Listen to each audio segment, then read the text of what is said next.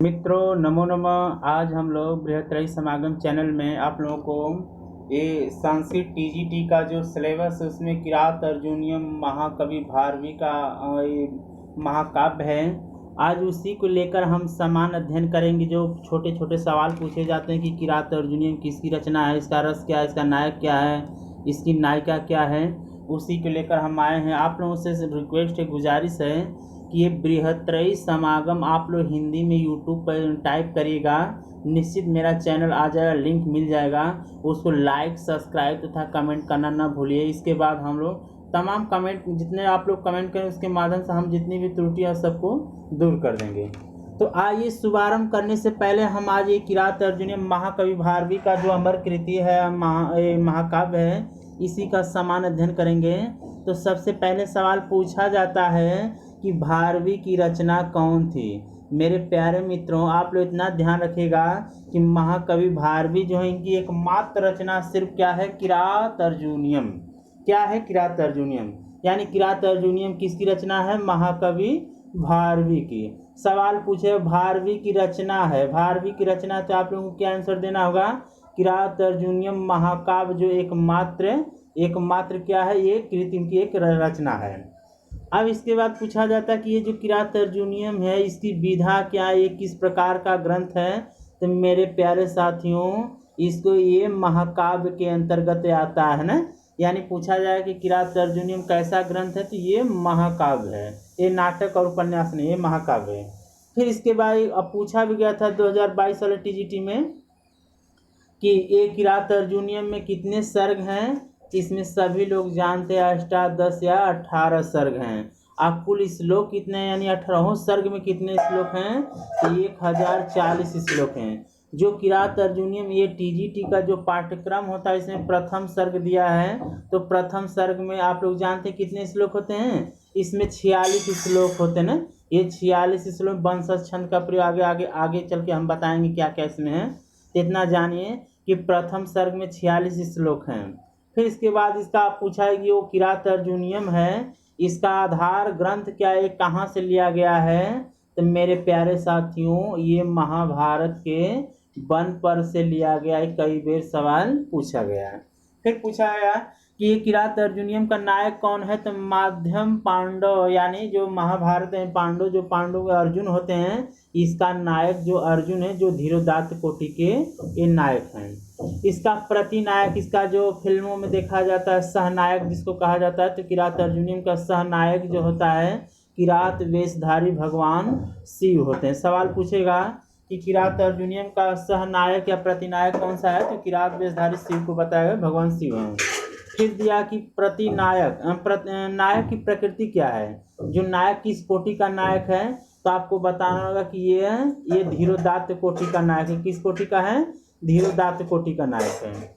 इसके बाद अगला क्वेश्चन पर हम चलेंगे कि ये जो धीरोदात्त को इसके नायिका क्या है, नहीं किरात अर्जुनीयम की नायिका कौन, तो महारानी जो है द्रौपदी होती हैं। द्रौपदी किरात अर्जुनीयम की नायिका हैं।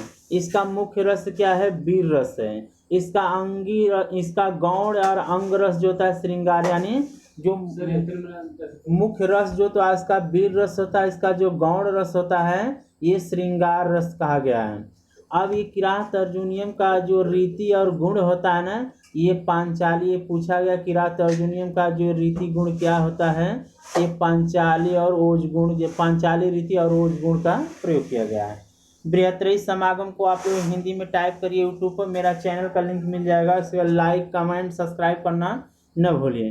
फिर अगले क्वेश्चन चलेंगे, किरात अर्जुनीयम के प्रथम सर्ग में किस रीति का प्रयोग किया गया है, तो मेरे प्यारे साथियों इसमें वैदर्भी रीति का प्रयोग किया गया है। इसमें अलंकार क्या है, इसमें दिया है अलंकार आपका 3 शब्द अलंकार है, 60 अर्थालंकार है, और इसके बाद जो है 7 चित्रालंकार हैं। अब भारवी की जो शैली होती है, महाकवि भारवी जी की शैली क्या है, ये पांडित्य प्रधान अलंकृत शैली है। मेरे प्यारे मित्रों, ये भारवी की शैली क्या होती है, ये पांडित्य प्रधान अलंकृत शैली कहा गया है इनको। फिर इसके बाद दिया है कि ये कथानक जो किरात अर्जुनीयम, ये कहाँ सवाल आया भी था, ये किरात अर्जुनीयम का जो कथानक होता है ना, ये पूछा गया था, इसमें क्या था, इसकी एक विशेषता आती है ना, इसको मैं बता दे रहा हूँ, 1 मिनट रुक जाइए। ये कहा गया कि ये जो कथानक की तपस्या अर्जुन, ये जो अर्जुन होते हैं ना, ये तपस्या अर्जुन द्वारा किरात वेशधारी भगवान शिव से पाशुपत अस्त्र की प्राप्ति की जाती है। सवाल पूछा है कि भगवान ये अर्जुन को किस अस्त्र की प्राप्ति हुई थी। ये पाशुपतास्त्र अस्त्र कहते हैं, जो ये ब्रह्मास्त्र से भी साहित्यों में बताया गया है कि ये बड़ा होता है। मुझे इतना जानकारी नहीं कि पाशुपतास्त्र और ब्रह्मास्त्र में क्या अंतर है, लेकिन ये मैं जानता हूँ कि भगवान शिव का अचूक अस्त्र है, इनको दिया गया था। ये भगवान शिव के पास होता है पाशुपतास्त्र अस्त्र। इसके बाद जो भी कमी होगी कमेंट में बताइएगा, उसको अगले वीडियो में पूरा किया जाएगा। फिर क्या है, सवाल होता है कि बृहत्त्रयी में कितने महाकाव्य आते हैं। बृहत माने बड़ा, त्रय माने 3 होता है, सभी लोग जानते हैं। इसमें पूछा गया बृहत्त्रयी क्या क्या ना, तो भारवी का किरात अर्जुनियम है जो 18 सर्ग है, माघ का शिशुपाल वधम है जो 20 सर्ग है, और श्रीहर्ष का नैधि चरित्र में सबसे बड़ा महाकाव्य जो 22 सर्ग हैं। क्लियर हो गया। फिर इसके बाद आगे चलेंगे। इसे ये सवाल पूछा गया था, एक मिनट, इसमें पूछा गया था, ये जो किरात अर्जुनियम है, ये भारवी की किरात अर्जुनियम का प्रारंभ जो होता है ना, ये श्री शब्द से, यही देखा गया ना, ये श्री शब्द से प्रारंभ था। प्रत्येक सर्ग के अंतिम श्लोक में लक्ष्मी शब्द का प्रयोग किया गया है। कहने का तात्पर्य ये हुआ कि किरात अर्जुनियम में आपका जो शुरुआत होगा श्री शब्द से, और जो इसका समाप्त होगा प्रत्येक श्लोक का अंत जो होगा, तो इसके उसमें आपका लक्ष्मी पद का प्रयोग किया गया है। फिर अगले लाइन चलेंगे कि भारवी के काव्य को कहा जाता है, भारवी के पद को कहा जाता है लक्ष्मी पद अंक कहते हैं। फिर अगला नेक्स्ट पॉइंट इसमें दिया गया है कि किरात अर्जुनियम के प्रत्येक सर्ग में श्लोक कितने हैं, है ना, यानी किरात अर्जुनियम के प्रथम सर्ग में कितने श्लोक हैं, 46 श्लोक। कई बार पूछा है कितने श्लोक हैं, 46 श्लोक है, 46 श्लोक। किरात अर्जुनियम के प्रथम सर्ग में छंद कौन सा है, वंशज छंद है ना। अब मेरे प्यारे मित्रों इसको समझिए, 46 श्लोक बताया ना, 1 से लगाए 44 तक आपका वंशज छंद है। अब 45 में पुष्पिताग्रा और 46वें में आपका मालिनी छंद है। इसके आगे नेक्स्ट लाइन में लिखा भी गया है कि 45वें में न समय परिरक्षणम क्षमम ते पुष्पिताग्रा छंद है, यानी 45वें में पुष्पिताग्रा छंद है। और अंतिम 46वें श्लोक में विधि समय विनियोदागात दीप्ति संहार जिह्वाम, यानी 46वें श्लोक में कौन सा छंद है, मारणी छंद है। इसमें ध्यान देने वाली बात यह है कि 1 से 44 तक ले आपका वंशज है, 45 में पुष्पिताग्रा है, और 46 में आपका मालिनी छंद का प्रयोग किया गया।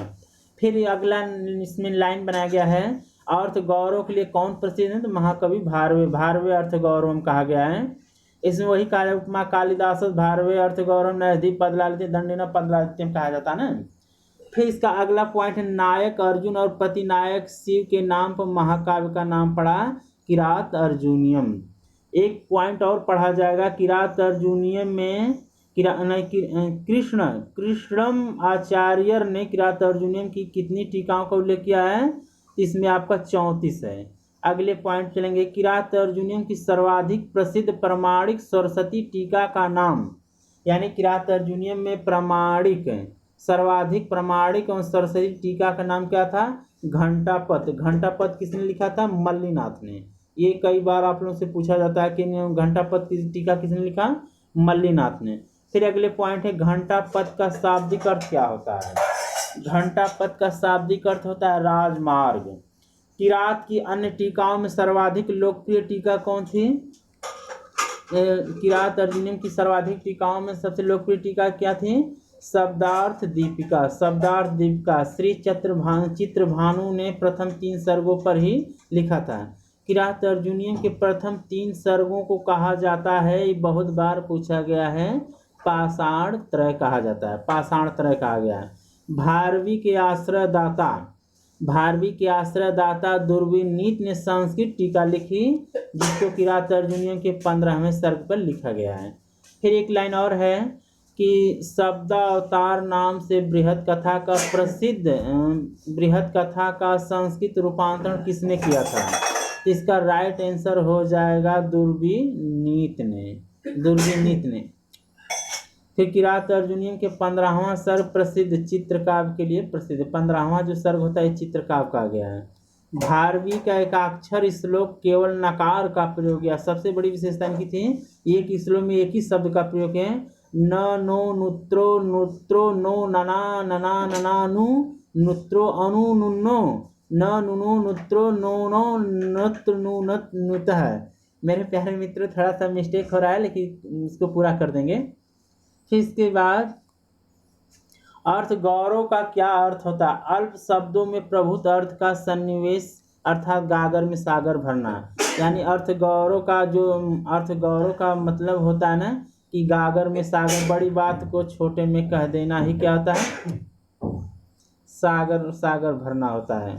नारिकेल फल समित वच, नारिकेल फल समित वच जो सम्मल्लीनाथ का यह कथन किसके लिए आया है? भारवी के लिए। प्रसन्न गंभीर पदा सरस्वती यह वाक्य किस ग्रंथ से संबंधित है? किरात अर्जुनीयम से।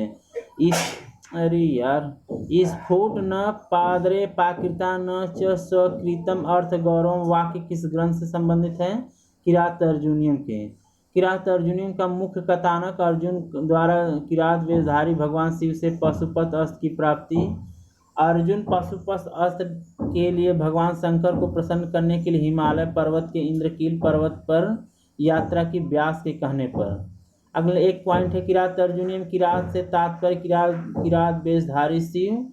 किरात अर्जुनीयम का मंगलाचरण कैसा है? वस्तु निर्देशात्मक है।